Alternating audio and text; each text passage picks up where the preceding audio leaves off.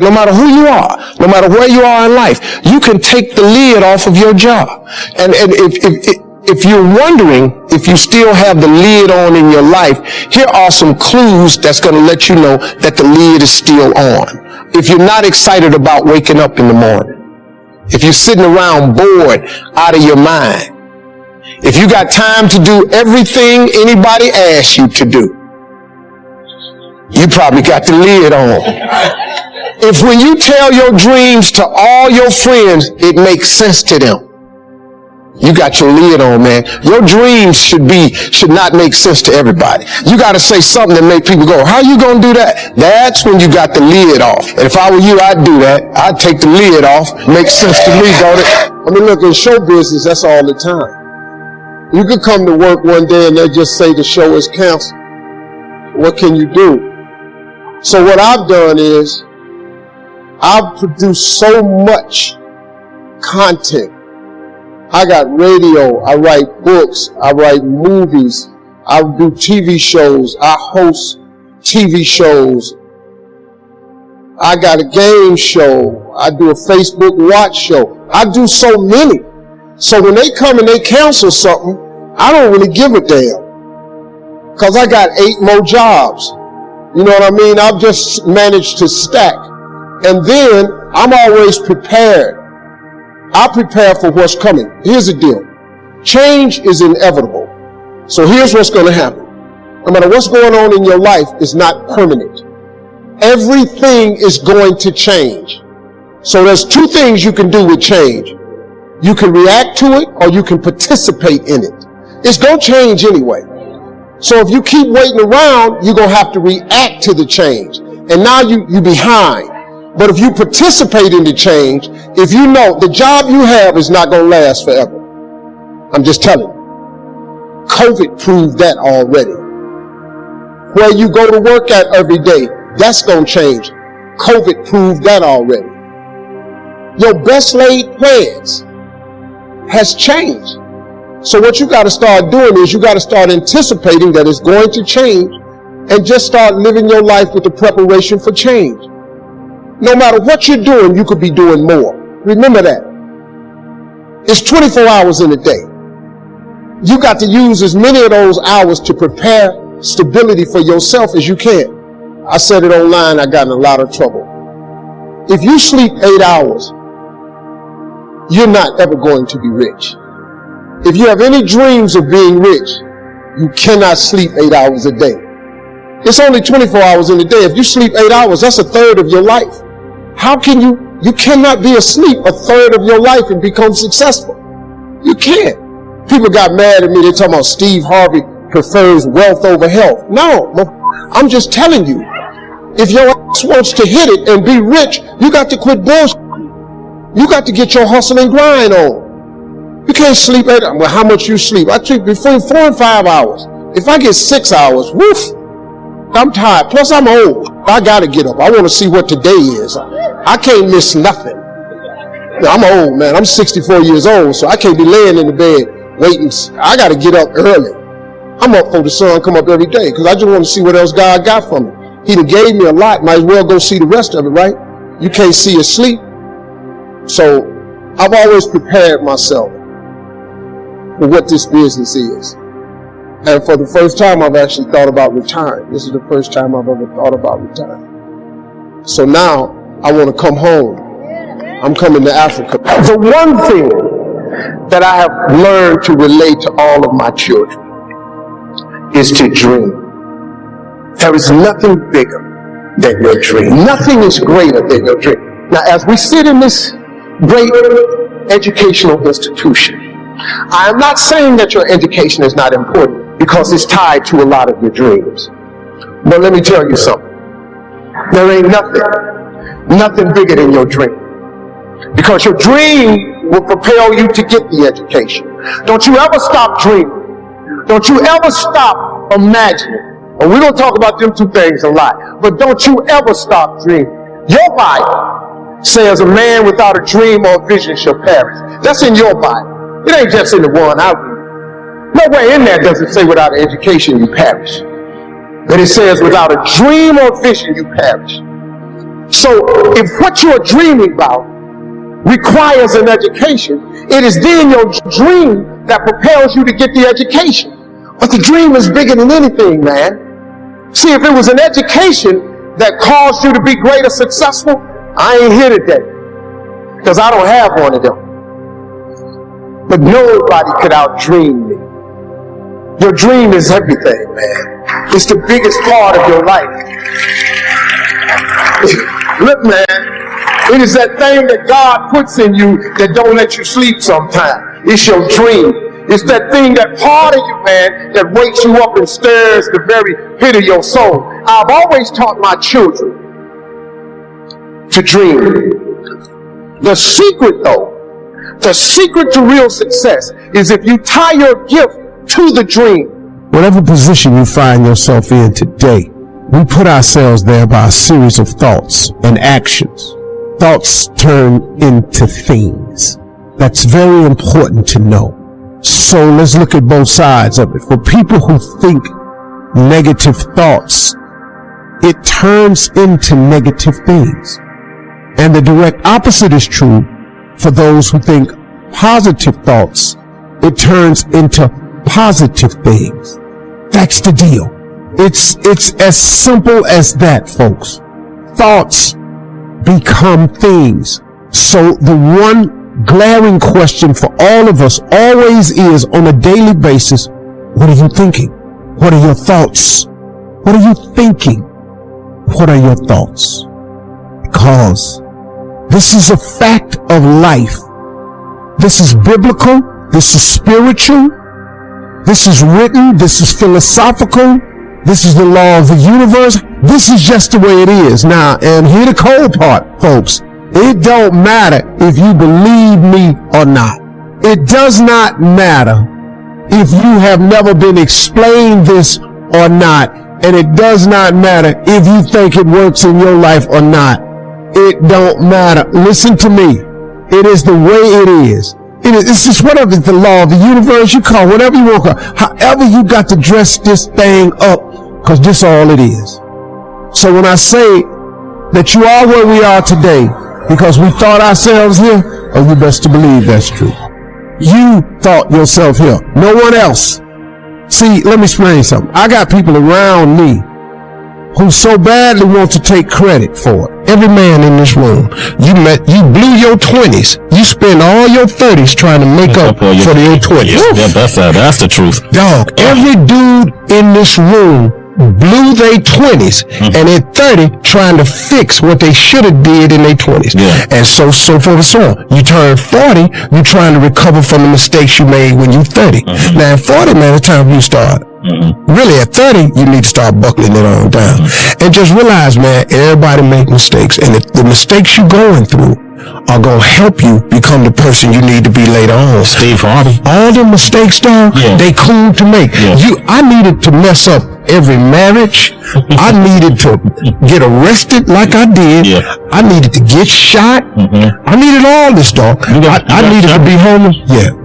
I needed all them things to happen to turn me into who I am today. So when you're young and you make mistakes, don't let them eat you up. Because everybody that done made it, made it.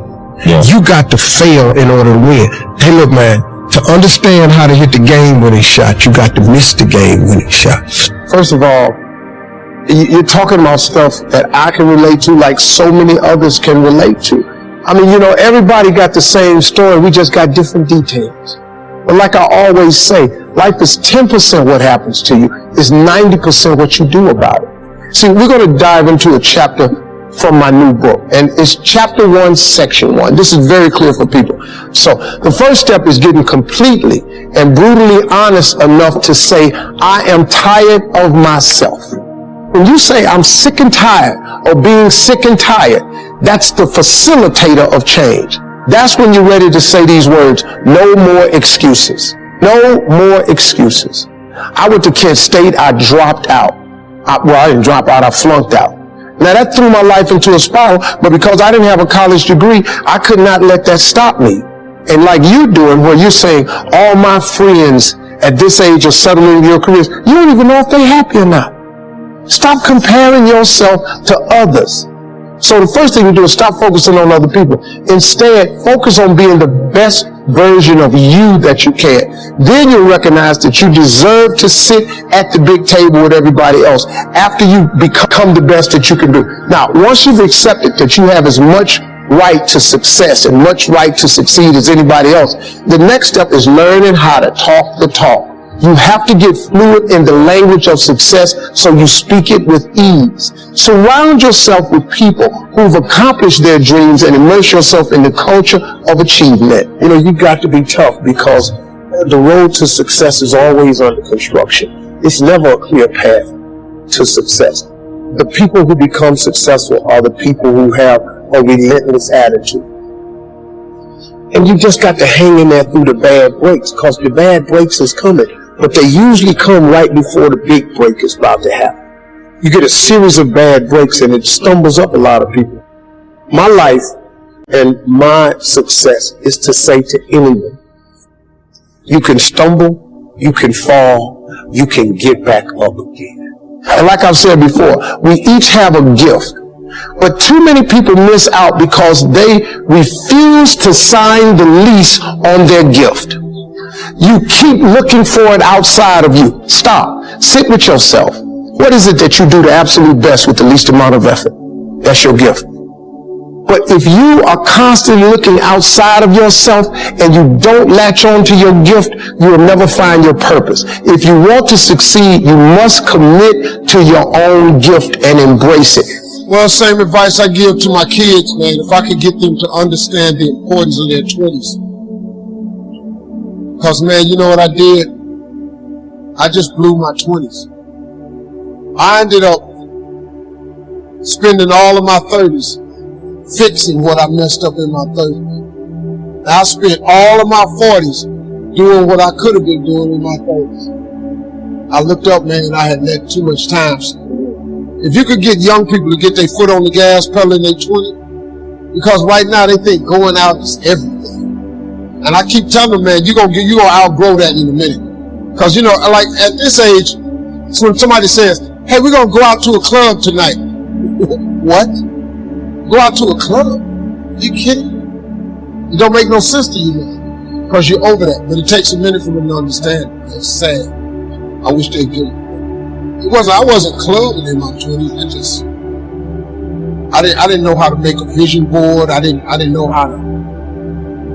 What really changed my life, man, was I got in Amway when I was about 24.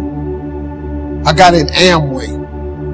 And that changed my life, man, because the first time ever, they introduced me to self-help books. And I read 2 books that changed my life. It was The Power of Positive Thinking by Norman Vincent Peale and The Magic of Thinking Big by David Schwartz. I read them books and it changed my life.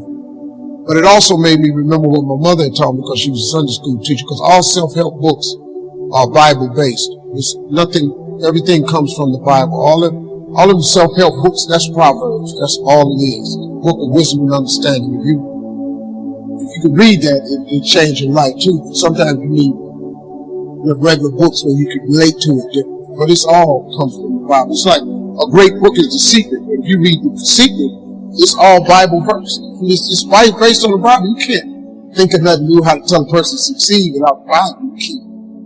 It doesn't work that way, you know. So a couple of books changed my life, man. The Magic of Thinking Big is huge. It just taught me one simple principle. It don't cost no more energy to think big than it does small. You can say Volkswagen and you can say Rolls Royce with the same amount of effort. You ain't got to grunt to say Rolls Royce. So if the Bible is true, which it said a man is as he thinketh, if you think poor thoughts, you got to be poor. The moment you change that thought into wealth and riches, you start the process to becoming wealthy or rich.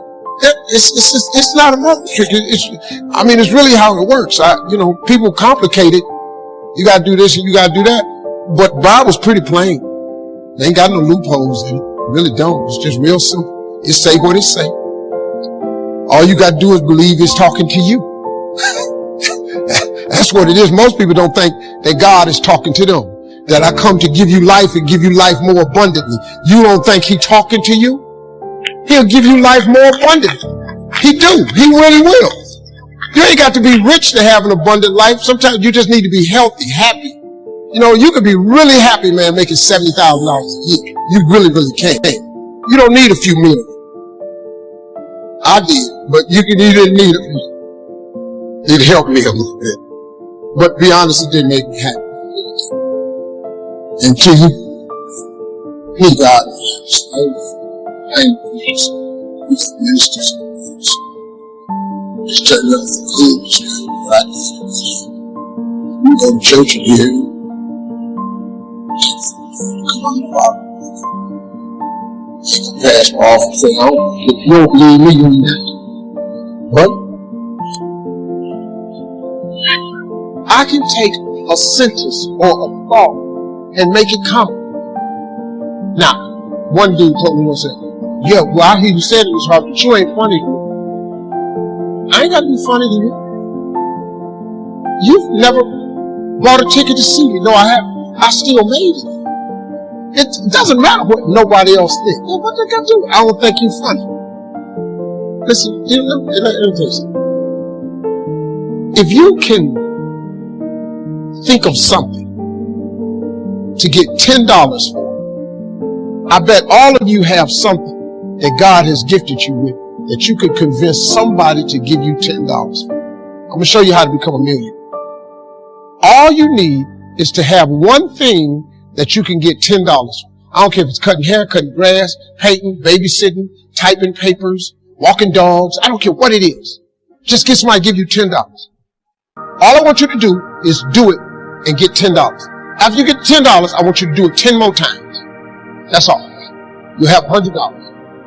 When you get that $100, whatever you did to get the $100, I want you to do it 10 more times. You're going to have $1,000. Now, get a little tricky now. Whatever you did to make the $1,000, listen to me close. What I want you to do is do it 10 more times. That's what I want you to do. Don't change shit. Just do it 10 more times. You'll now have $10,000. Now, there's where you got to start using your faith. After you make $10,000 with this $10 idea, all I want you to do is do it 10 more times. Just 10, whatever you did to make the 10,000, do it 10 more times. You're going to have $100,000. Here's the trick of tricks. Once you make $100,000, you're going to have to hire a few people.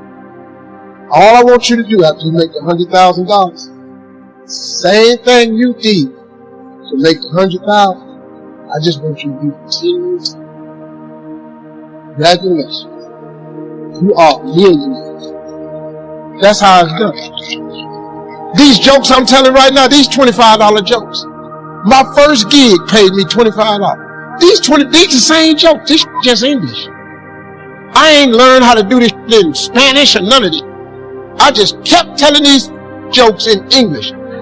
10 more times, 10 more times, 10 more. Till they started paying me $25,000 a night. Then they started paying me $100,000 a night, $150,000, $250,000 a night. I made $500,000 telling jokes in one night.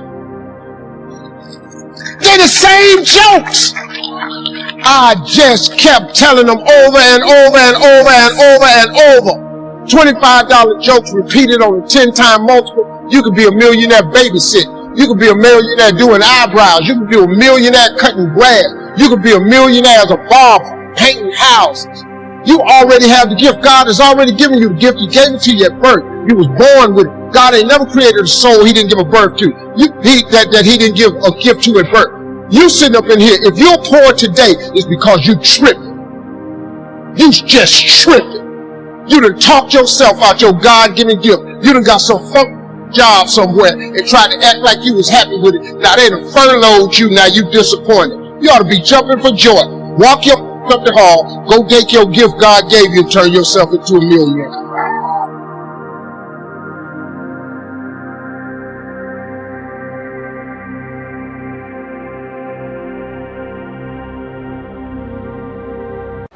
No matter who you are, no matter where you are in life, you can take the lead of your law. And if you wondering if you still have the lead on your life, here are some clues that's going to let you know that the lead is still on. If you are not excited about waking up in the morning, if you are sitting around bored out of your mind, if you gonna time to do everything anybody asks you to do, you probably got to lead on. If when you tell your dreams to all your friends it makes sense to them, you got to lead on. Man, your dreams should not make sense to everybody. You got to say something to make people to how you can gonna do what. That's when you got the lead off. And if I were and I would do that, take the lead of make sense to me, daughter. I mean, look, you business, that's all the time you could come to work on day and then just say the show is consual, what you can do. What I have done is I have produced so much content. I got radio, I write books, I write movies, I do TV shows, I host TV shows. I do TV shows and I host TV shows. I got a game show, I do a Facebook watch show, I do so many. So when they come and they cancel something, I don't really give a dream.